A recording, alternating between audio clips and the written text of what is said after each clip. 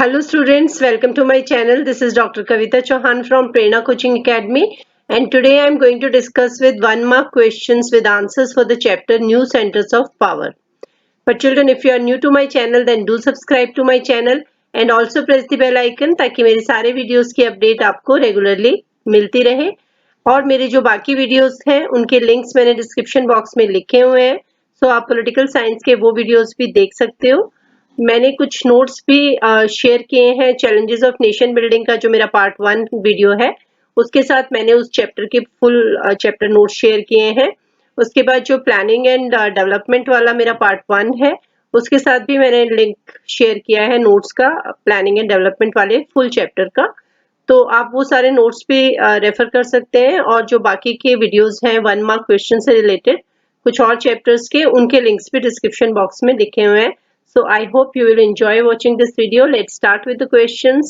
1 mark questions with answers for the chapter New Centers of Power. What was Marshall Plan?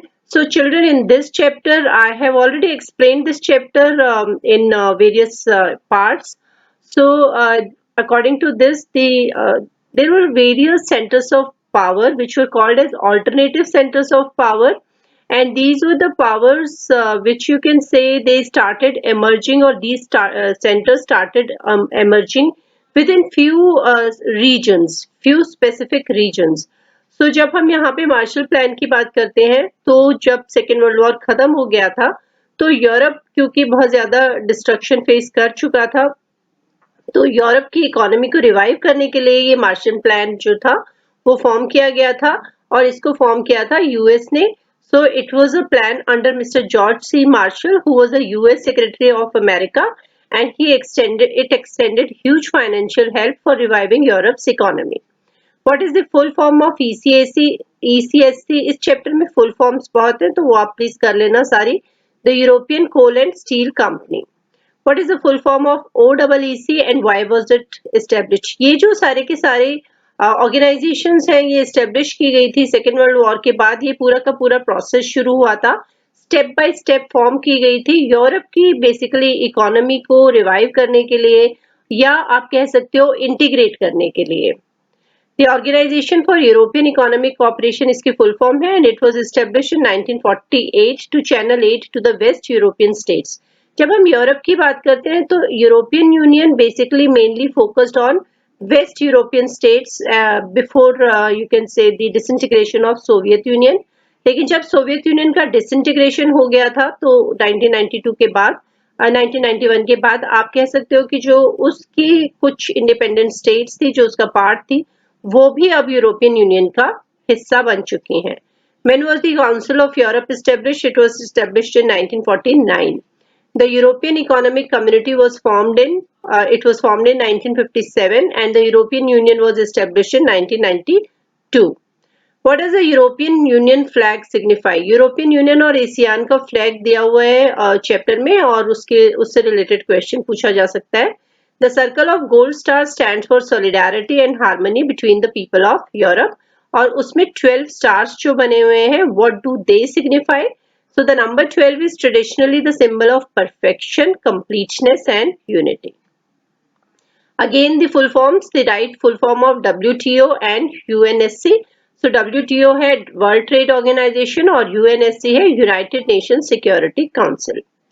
Which two European Union members hold permanent seat in Security Council? United Nations की जो Security Council है उसके permanent और non permanent members होते हैं। तो जो 5 permanent members हैं उसमें 2 स्टेट्स हैं ईयू की, Britain and France. What was the objective of founding the European union? ये जो ऑर्गेनाइजेशंस फॉर्म की जाती हैं इनका ऑब्जेक्टिव एक्चुअली क्या होता है? तो यहाँ पे जो ऑब्जेक्टिव था वो था to have an area of freedom, security and justice without internal frontier. ये जो कंट्रीज थी यूरोप की, वेस्टर्न यूरोप की, ये सारी कंट्रीज क्लोज प्रॉक्सिमिटी में थी, बॉर्डर शेयर करती थी, तो इस तरीके से यहाँ पे ये ऑब्जेक्टिव रखा गया। And second was to the promotion of scientific and technological advance. When did unification of Germany happen? Unification of Germany, Germany जो था वो 2 पार्ट्स में डिवाइडेड था, ईस्ट जर्मनी और वेस्ट जर्मनी, और 1990 में इसको यूनिफाई किया गया। Which two EU members resisted the Maastricht Treaty and adoption of Euro? ऐसा नहीं है कि जब ये ऑर्गेनाइजेशंस बनती हैं, इंटीग्रेशन होती है तो डिफरेंसेस नहीं होते हैं, डिफरेंसेस भी देखे गए हैं यहाँ पे। तो डेनमार्क और स्वीडन ने इस ट्रीटी को रेजिस्ट किया था initially. What is the full form of ASEAN? अब हम आए सेकेंड ऑर्गेनाइजेशन पे जो फॉर्म की गई थी साउथ ईस्ट एशिया में, and this is known as Association of South East Asian Nations. When was ASEAN established? Establish की गई थी 1967 में, और शुरू में इसमें 5 फाउंडिंग मेंबर्स थे जिन्होंने इसे एस्टेब्लिश किया था, और उसके बाद 5 और मेंबर्स भी इसमें जुड़े। So total is 10 members. Indonesia, Malaysia, the Philippines, Singapore and Thailand, these are the 5 founding members of ASEAN. What are primary objectives of ASEAN? Primary objectives थे to accelerate economic growth and through that social progress and cultural development. So आप देख सकते हो कि European union का भी और ASEAN का भी मेन ऑब्जेक्टिव था इकोनॉमिक डेवलपमेंट या इकोनॉमिक ग्रोथ, क्योंकि इकोनॉमिक ग्रोथ और इकोनॉमिक डेवलपमेंट से ही एसोसिएटेड होती है किसी भी सोसाइटी की प्रोग्रेस। या अगर हम वहाँ के कल्चर की भी बात करें तो अगर जो रीजन होगा उस रीजन में अगर इकोनॉमिक इंटीग्रेशन होगी तो जो स्पेसिफिक कल्चर होंगे उनकी डेवलपमेंट में भी सपोर्ट मिलेगी। When was the postal stamps released to commemorate Silver Jubilee of India and ASEAN partnership? So children, यहाँ पे मैंने कुछ अनकॉमन क्वेश्चन भी लिखे हैं जो वैसे तुम बोलोगे मैम ये तो चैप्टर में कहीं था ही नहीं, क्योंकि ऐसे ही बोलते थे मेरे स्टूडेंट्स जब मैं टीचर मतलब जब मैं स्कूल में पढ़ाती थी। So ये है बुक में। On 25th January 2018, the headquarter of ASEAN is located at Jakarta. What does the logo on the ASEAN flag symbolize? ASEAN logo क्या कहता है? इसमें 10 स्टार्स बनी हुई हैं जो पैडी की हैं, जो राइस को पैडी कहते हैं, and they represent the 10 Southeast Asian countries bound together in friendship and solidarity. और जो सर्कल है that symbolizes unity. What is meant by ASEAN way? ये है क्या? ये है एक इंटरैक्शन, एक इस ऐसे तरीके की interaction which is informal, unofficial, non confrontationist and cooperative. मतलब एक दूसरे के साथ थोड़ा सा इनफॉर्मल रिलेशन डेवलप करना और कन्फ्रंटेशन ना होना और कोऑपरेशन भी होना कंट्रीज के बीच में, एशियान कंट्रीज के बीच में। This is called as ASEAN way. What do ASEAN and FTA stand for? ASEAN की तो फुल फॉर्म मैंने पहले भी दे चुकी हूँ। So FTA stands for Free Trade Area. When was the ASEAN Regional Forum established? It was established in 1994. और ASEAN का एक जो विजन है 2020, what does it aim at? Its Vision 2020 defined an outward-looking role for ASEAN in the international community. Mention any one step taken by China to improve its economy. China के बारे में पूरा जो दिया हुआ है इंफॉर्मेशन, उसमें कुछ पॉइंट्स हैं जो इम्पोर्टेंट 1 मार्क के हिसाब से हैं। तो क्या स्टेप उठाया चाइना ने अपनी इकोनॉमी को इम्प्रूव करने के लिए, क्योंकि चाइना में सोशलिस्ट इकोनॉमी थी शुरू से, लेकिन उन्होंने कुछ स्टेप्स उठाए थे अपने इकोनॉमी की इम्प्रूवमेंट के लिए। And this was open door policy in 1978, aiming at the generation of high productivity by investments of capital and technology from abroad.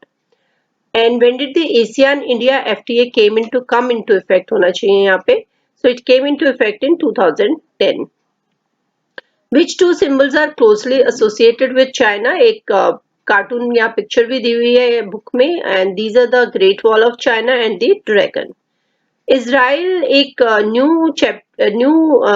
Nation है जो ऐड किया गया है इस चैप्टर में, जिसकी इंफॉर्मेशन और सीबीएसई की साइट पे अवेलेबल है। उसमें बेसिकली ब्रीफ इंफॉर्मेशन दी हुई है इजराइल के बारे में। So it is situated in West Asia. Which state emerged as the strong successor of USSR? USSR के डिसइंटीग्रेशन के बाद, क्योंकि यूएसएसआर में 15 स्टेट्स थी, 15 रिपब्लिक्स थे, और बाद में जो मेन स्टेट थी सक्सेसर माना गया जिसको यूएसएसआर का, वो रशिया थी। रशिया की जीडीपी करंटली 11th पोजीशन पे है वर्ल्ड में। अब है मैच द फॉलोइंग, ये चाइना की इकोनॉमी से रिलेटेड है। Open door policy, 4 modernisations proposed, privatisation of agriculture and privatisation of industry. यहाँ पे मैं आपको ये एक्सप्लेन करना चाहूंगी कि जब हम सोवियत यूनियन की बात करते हैं तो उन्होंने शॉक थेरेपी फॉलो किया था और सब कुछ बहुत इंस्टेंट हुआ था उनके वहां पे। डिसइंटीग्रेशन के बाद, लेकिन चाइना ने स्टेप बाय स्टेप अपनी इकोनॉमी को ओपन किया।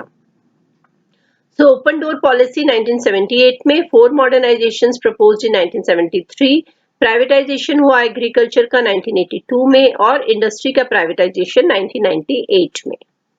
Which policies of India has led to greater economic interaction with the East Asian nations? India ने कौन सी पॉलिसीज फॉलो की ईस्ट एशियन नेशंस के साथ इंटरेक्शन, इकोनॉमिक इंटरेक्शन बढ़ाने के लिए? तो बेटा ये है look east policy, 1990s onward शुरू की गई, और एक्ट ईस्ट पॉलिसी जो सिंस 2014 फॉलो की गई। कॉमन करेंसी जो यूज की गई यूरोपियन यूनियन में वो कौन सी है? It is euro. अब है कुछ fill in the blanks. The border conflict between China and India in 1962 was principally over dash and dash regions.